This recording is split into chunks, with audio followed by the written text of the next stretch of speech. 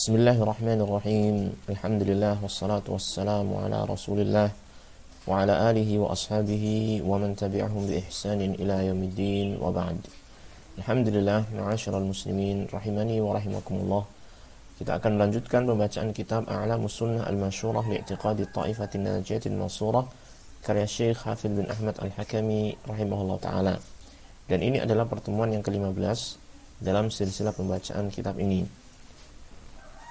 Pada pertemuan sebelumnya telah kita baca penjelasan dari penulis tentang pengertian iman, yang beliau menerangkan bahwasanya iman itu adalah qaulun wa amal.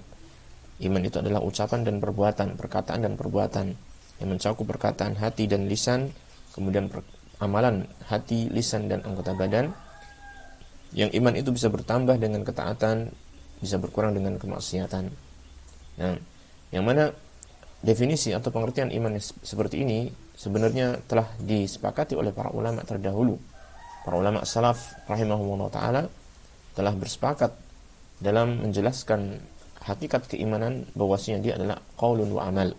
Bahwasanya iman tersebut mencakup hati, lisan dan anggota badan. Dan telah banyak para ulama yang menghikayatkan adanya ijma' dalam hal ini, seperti Al-Imam Al-Auza'i, Ibn Abi Hatim, Ishaq, Imam Bukhari dan yang lain sebagainya.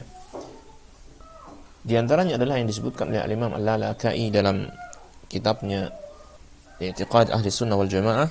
Beliau menukilkan salah satu dari perkataan Al-Imam Al-Bukhari rahimahullah ta'ala, yang maknanya bahwasanya beliau mengatakan, aku menjumpai lebih dari 1000 orang para ulama dari berbagai negeri. Kemudian beliau menyebutkan beberapa para ulama yang beliau temui dari Hijaz, dari Mekah, Madinah, Basrah, Kufah dan lain sebagainya. Beliau menyebutkan beberapa nama-nama para ulama, dan kemudian beliau mengatakan, dan aku tidak melihat salah satu pun dari mereka yang berselisih bahwasanya agama ini adalah qaulun wa amal, bahwasanya iman itu adalah ucapan dan perbuatan yang bisa bertambah dan bisa berkurang. Maka kemudian Syekh di sini ingin menguatkan tentang hal ini dengan menyebutkan beberapa dalil yang menunjukkan bahwasanya al-iman itu adalah qaulun wa amal. Maka beliau mengatakan dalam pertanyaan berikutnya, mad dalilu ala annahu qaulun wa amalun. Apa itu dalilnya yang menunjukkan bahwasanya iman itu adalah qaulun wa amalun? Maka beliau menyampaikan jawabannya dengan mengatakan, qala Allah Ta'ala, Allah Ta'ala berfirman, walakinnallaha habbaba ilaikumul imana wa zayyanahu fi qulubikum, al-ayah. Yaitu dalam surat Al-Hujurat ayat yang ke-7. Allah Ta'ala mengatakan, walakinnallaha habbaba ilaikumul iman. Akan tetapi Allah Ta'ala, dia menjadikan kalian mencintai keimanan, wa zayyanahu fi qulubikum. Dan Allah Ta'ala menghiasi keimanan tersebut di dalam hati-hati kalian. Yang mana ayat ini tentu saja dari zahir ayat ini jelas menunjukkan bahwasanya iman itu asalnya adalah di hati. Ini dalil yang menunjukkan bahwasanya iman berada di dalam hati. Dan nanti akan disebutkan dalil berikutnya yang menunjukkan iman itu juga di amalan anggota badan, juga termasuk lisan. Maka beliau mengatakan, wa qala ta'ala, dan Allah Ta'ala berfirman, fa'aminu billahi wa rasulihi, dan berimanlah kalian kepada Allah dan Rasulnya. Ini disebutkan dalam surat Al-A'raf ayat 158.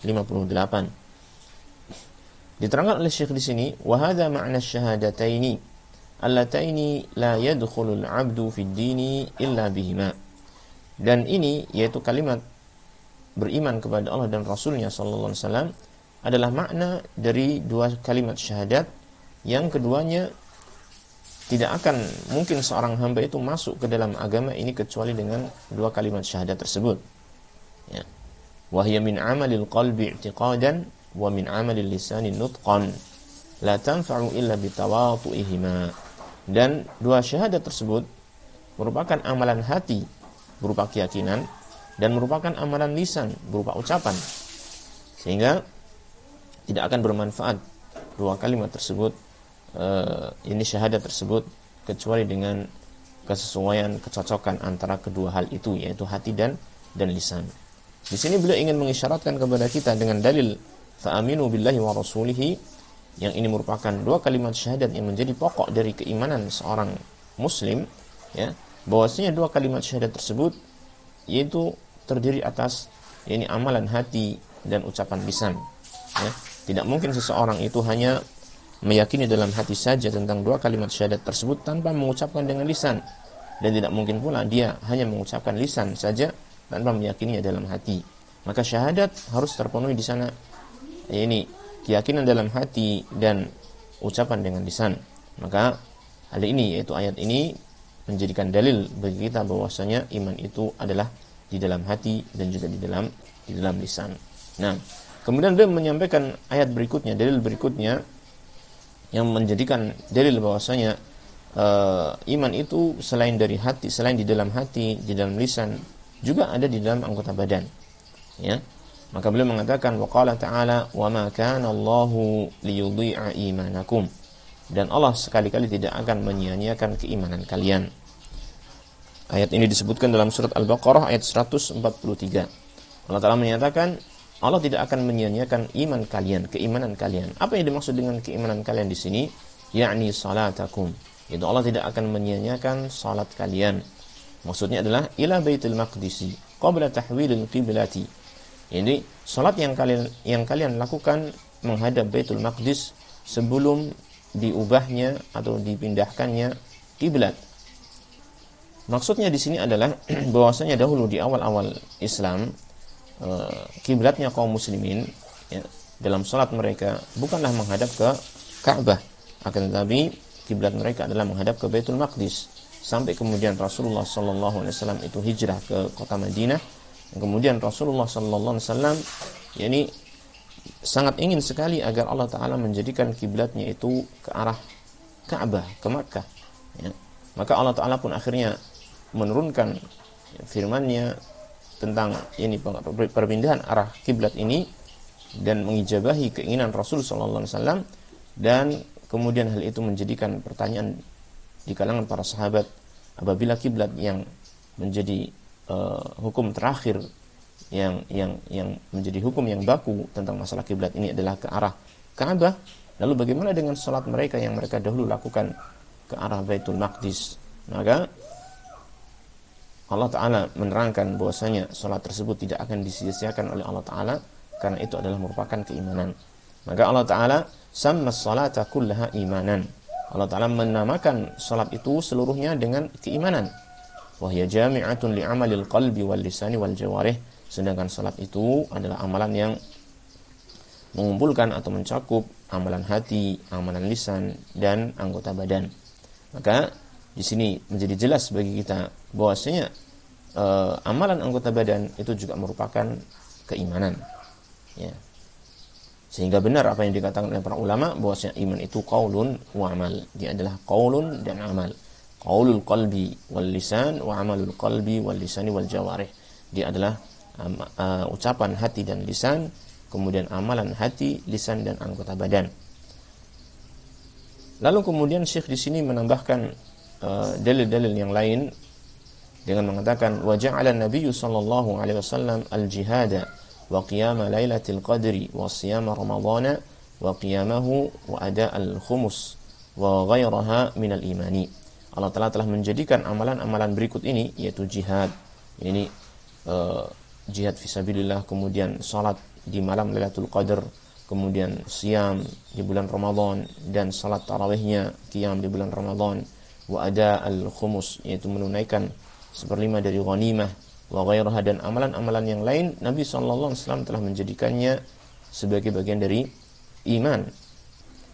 Tentang jihad ini, Rasulullah sallallahu alaihi wasallam telah bersabda dalam hadis riwayat Muslim, tadammanallahu liman kharaja fi sabilihi la yukhrijuhu illa jihadan fi sabili wa imanan bi wa tasdiqan bi rusuli fahuwa alayya dhaminun an udkhilahu al-jannah aw urji'ahu ila maskanihi alladhi kharaja minhu na'ilan ma nala min ajrin aw ghanimah. Jadi dalam hadis riwayat Muslim ini Rasulullah SAW telah mengatakan bahwasanya Allah Ta'ala telah menjamin bagi orang yang keluar di jalan Allah Ta'ala, yang mana ini dia keluar di jalan Allah Ta'ala tersebut bukan lain melainkan karena untuk berjihad di jalan Allah Ta'ala dengan keimanan kepada Allah Ta'ala dan membenarkan Rasulnya, maka orang tersebut mendapatkan jaminan dari Allah Ta'ala Allah akan memasukkannya ke dalam surga atau mengembalikannya ke tempat tinggalnya dengan mendapatkan pahala atau mendapatkan ghanimah. Di sini Rasulullah SAW menyebutkan bahwasanya orang yang mendapatkan jaminan Allah Ta'ala dengan jihadnya adalah orang yang berjihad karena iman terhadap Allah Ta'ala. Maka hal ini menunjukkan bahwasanya jihad yang itu merupakan amalan anggota badan, dia merupakan bagian dari iman. Demikian pula qiyamul lailatul qadar, yaitu salat di malam Lailatul Qadar, di mana Rasulullah sallallahu alaihi wasallam mengatakan man qama lailatul qadri imanan wa ihtisaban ghufira lahu ma taqaddama min dhanbihi. Barang siapa yang melaksanakan yakni salat di malam Lailatul Qadar dengan dasar iman dan mencari pahala Allah Taala, maka akan diampuni dosa-dosanya yang telah lalu. Demikian pula tentang siyam dan qiyam. Ada hadis yang serupa dengan itu, man shama Ramadhana imanan wa ihtisaban ghufira lahu ma taqaddama min dhanbihi wa man qama Ramadhana imanan wa ihtisaban ghufira lahu ma taqaddama min dhanbihi. Ini semua menunjukkan bahwasanya salat malam Lailatul Qadar, kemudian siam Ramadan dan juga salat tarawih, ini semua adalah amalan-amalan yang didasari oleh iman, maka menunjukkan bahwasanya amalan itu bagian dari iman. Iman mencakup hati, lisan dan amalan anggota badan. Demikian pula ada ul khumus, menunaikan 1/5 dari ghanimah, ya. Sebagaimana disebutkan dalam hadis yang diriwayatkan oleh Imam Bukhari dan Muslim tentang utusannya Abdul Qais, maka Rasulullah SAW memerintahkan mereka untuk beriman kepada Allah Ta'ala saja. Kemudian Rasulullah SAW bertanya kepada mereka, atadruna mal imanu billahi wahdah, apakah kalian mengetahui apa itu yang dimaksud dengan iman kepada Allah Ta'ala saja? Maka mereka mengatakan Allah wa rasuluhu a'lam. Kemudian Rasulullah SAW mengatakan atau menjelaskan tentang hal tersebut dengan menyatakan syahadatu alla ilaha illallah wa anna muhammadar rasulullah wa iqamus shalah wa ita'uz zakah wa siyam ramadan wa an tu'tu minal maghnamil khumus. Ya. Iman itu adalah engkau bersyahadat la ilaha illallah dan bahwasanya Muhammad adalah utusan Allah, menegakkan salat, menunaikan zakat, berpuasa di bulan Ramadan, dan engkau memberikan 1/5 dari ghanimah. Maka Rasulullah SAW memasukkan amalan-amalan ini semua, termasuk memberikan atau menunaikan 1/5 dari ghanimah, merupakan bagian dari iman kepada Allah Subhanahu wa Ta'ala. Maka ini semua menjadi jelas bahwa si amalan merupakan bagian dari iman. Wa su'ila Nabi sallallahu alaihi wasallam ayul a'mali afdalu? Qala imanun billahi wa rasulihi. Nabi sallallahu alaihi wasallam juga ditanya, amalan apa yang paling utama? Maka beliau menjawab, yaitu iman kepada Allah dan Rasulnya sallallahu alaihi wasallam. Nah, jika telah jelas bahwasanya amalan-amalan ini merupakan bagian dari iman, maka menjadi jelas juga bagi kita bahwasanya amalan-amalan yang kita lakukan itu akan mempengaruhi keimanan kita, baik dengan pertambahannya atau dengan pengurangannya. Yani amalan-amalan yang dilakukan karena ketaatan kepada Allah Ta'ala, amalan-amalan ketaatan kita kepada Allah Ta'ala, karena itu merupakan bagian dari iman, maka dia akan menambah keimanan tersebut. Adapun amalan-amalan yang merupakan maksiat kepada Allah Ta'ala, maka dia akan mengurangi keimanan kita. Dan ini merupakan penjelasan yang membedakan antara keyakinan Ahlus Sunnah wal Jamaah dalam masalah iman ini dengan orang-orang yang murji'ah, orang-orang yang menganut pendapat murji'ah, yang mana mereka mengatakan amalan bukan bagian dari iman, sehingga mereka mengatakan yang penting hatinya. Adapun amalan-amalan lahiriah itu ya tidak terlalu penting, yang penting adalah hatinya. Sehingga banyak di antara mereka yang mengatakan ketika diperintah untuk melaksanakan suatu amalan kebaikan tertentu atau dilarang dari melakukan suatu maksiat tertentu, maka mereka mengatakan yang penting kan hatinya. Seakan-akan bahwasanya iman itu tidak mencakup amalan anggota badan.